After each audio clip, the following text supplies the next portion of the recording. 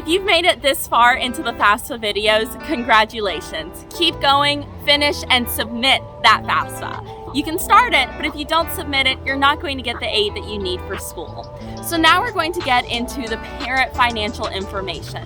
This is the most dreaded part of the FAFSA. So I'm going to do everything that I can to make it as quick and painless as possible.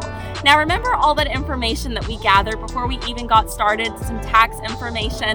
This is where all of that's going to come in handy. So I'm going to walk you through step by step, show you on a 1040 where you need to find the information and put it onto the FAFSA, and don't worry, you'll have this section done in no time. Then we can move on to the next before you get to signing and confirming and getting your aid for school.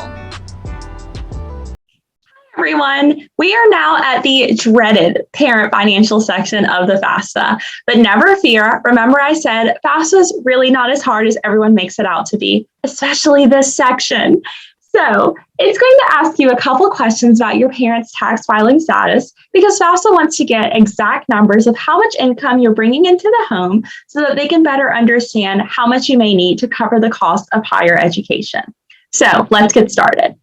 So the first thing it's going to ask is for 2019, have your parents completed their IRS income tax return or another tax return? Now remember, we're doing the FAFSA for the 2020-21 school year. So we are going to look at the year before that where you file taxes, which is going to be 2019.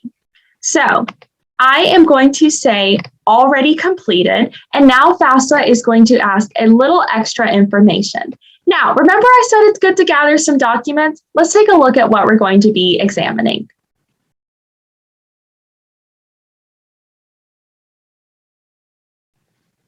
So this is going to be the most common tax form that you may have, and they're going to have some other options, but this is what a 1040 tax form looks like. This is often going to be printed and returned to you by your tax preparer, your parents in particular, if you're the student doing this, and this is going to have the information that you'll be referring to. Another good thing to have for each parent is their W-2 form. We're going to see a little bit later how this piece of information will be beneficial. So we just looked at it, but it's going to ask what type of income tax return did your parents file for 2019? So you're going to select either IRS 1040, which we just saw, a foreign tax return, or a tax return with Puerto Rico, a U.S. territory, or a freely associated state. Pick the one that best suits you. So I'm going to say 1040. And then for 2019, it's going to ask, what is your parents' filing status? So will they be single, head of household, married joint, married separate, widower, or you don't know? This is an easy trick. Let's take a look at it. So here it is, your 1040 with filing status across the top. One of these is going to be checked, and that's the one that you're going to input. See how the information's right there? So parents tax filing status according to their tax return. Usually for married couples, it's going to be married file joint return. Now this is highly recommended because it makes sure that you get the information straight from the IRS into your FAFSA. This is the IRS DRT, which is the data retrieval tool. Remember how your parents set up a FSA ID, and this is what they will be using to input that information that's connected with their social security number to transfer this information over. If you can do this, awesome. If you get started and you're unable to actually use the DRT or you just prefer not to, which isn't recommended, but if you just don't want to, that's fine. You can input it manually. You can skip the IRS DRT and complete it manually. That's what I'm going to be doing because one, this is a demo, and two, I want to show you how to walk through the entire FAFSA.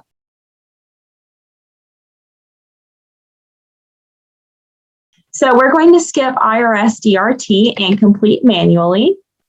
And it's going to say the parent is eligible for it if they so choose to. You can click this button and proceed if you want.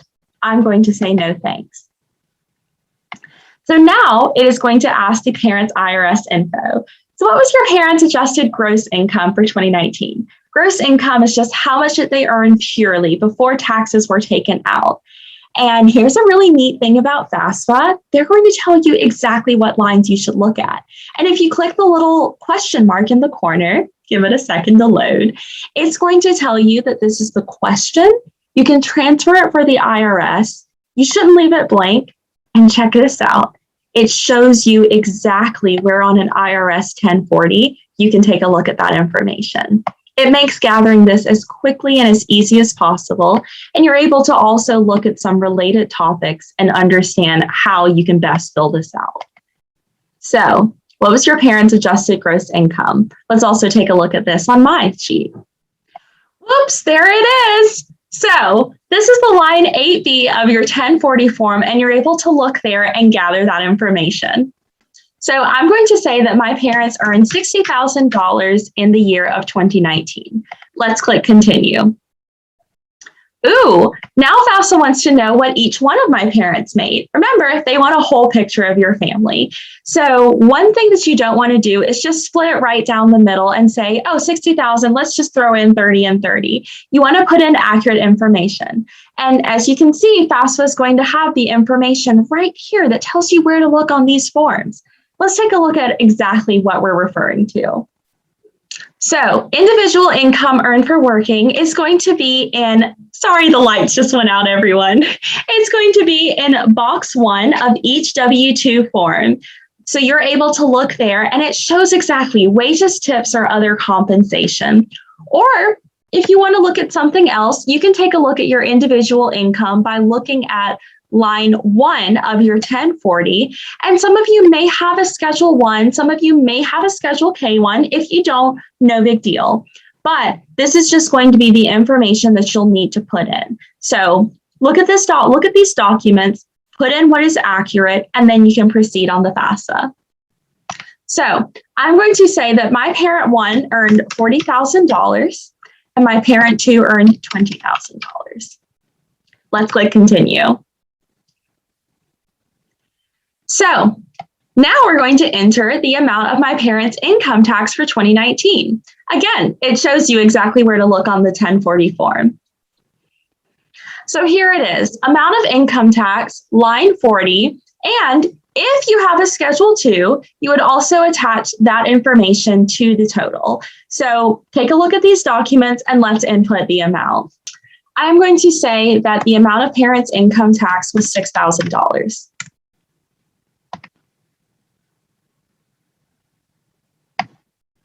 So now it is going to ask parent questions for tax filers. So did your parents have any of the following in 2019? Enter the amounts for all that apply.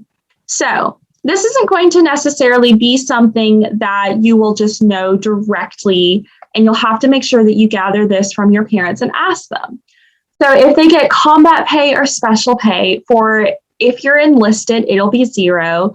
But if there's any pay that you get that you need to report here, included in your parents' adjusted gross income, that goes right there. Any questions, you can click on these question marks and it's going to provide some more information. So you're able to look at some of this and see exactly where on the box you would see this noted on your W-2s. And if not, you can call FAFSA, ask some questions, and just reach out to the little chat box here. See? And he says he's the financial aid virtual assistant, and you can ask him questions as you're working through this. Isn't that really cute? So any student college grant and scholarship aid reported to the IRS in your parents' income. That is going to be something you need to include. If there's any questions about tax fillers or education credits, that is going to explain a little bit about how you can put this in. So total education credits for your parents, untaxed portions of IRA distributions and pensions. So you're excluding rollovers. Again, this is going to be very specific to the IRS 1040 and these lines. So we're going to click the question mark again. I recommend if you're unsure, click the question mark, ask questions, because you want to make sure you're putting this information in as accurately as possible. And there it is. Right on the 1040, take a look at this, make sure you're putting that information in accurately. IRA deductions and payments to self-employed individuals. This is also where you're going to put that. So line 15 and 19 of your IRS 1040. And tax-exempt interest income. Again, IRS 1040, line 2A. Click on the little question mark. It takes you right to it. So there's no guesswork in doing any of this. I am going to put some numbers in here just as we move along. So I'm going to say that my parents do receive education credits. And that is all. Of course, if there's nothing, leave it as 0, but that is all you would need to do. Provide a valid response for all questions. It's continuing to ask some more follow-up. So any child support my parents paid because of a divorce or separation do not include support for children in your parents' household. We've already accounted for those individuals. Earnings from works under a cooperative education program offered by a college. Remember, this is for your parents. Or any taxable earnings from a need-based employment programs like a federal work study. I'm going to say 0 for all of these, but if your situation is different, of course, put the correct information. And again, if you have any questions, you can click on these question marks and it's going to provide some clarification. And you can even provide feedback. Is the answer helpful? Yes or no? This allows FAFSA to work better for future students too. All right, now we're at the untaxed income. Again, FAFSA wants the whole picture. So, is there any child support received for all children? Do not include foster care or adoption payments. Any housing, food, or living expenses paid to members of military, clergy, or others. Do not include the value of on-base military housing or military allowance for housing. You will account for these in other sections. Payments to tax-deferred pensions and retirement savings. It's going to also show any amounts recorded in the W-2 form. So you can click this little question mark and it's going to provide this specific information that you can put in. Any veterans' non-education benefits, such as disability, death pension, or dependency and indemnity compensation. Sorry, I got a little tongue-tied there. And other untaxed income that's not reported. Again, if this is a 0, leave it blank. But if so, this is why it's important before you begin your FAFSA to gather all these documents so that you can input the correct information. So let's click next. As of today, does the total amount of your parents' current assets exceed $4,000? Now, let's review a few things about assets before we start answering these questions. So when it comes to assets, oftentimes FAFSA is going to ask you, do you want to answer questions about your assets? If you want to skip that part, you can. But as you saw, it looks like I'm going to have to answer some questions. So what does not count as assets? The primary home in which you live. If you have extra real estate, you can count that as an asset. The primary car you use to drive, businesses owned with less than 100 employees, 401k, which is retirement savings for your parents, and the farm on which you live and operate. So some of those really close core things that we may use, those aren't going to count as assets. But FAFSA wants to know if you have extra additional things. So like money deposited into your checking or banking account. If you have extra homes that your parents may use. Just little things like this is going to add up on FAFSA, so let's make sure that we report those accurately. So, as of today, does the total amount of your parents' current asset exceed $4,000? We're going to say no.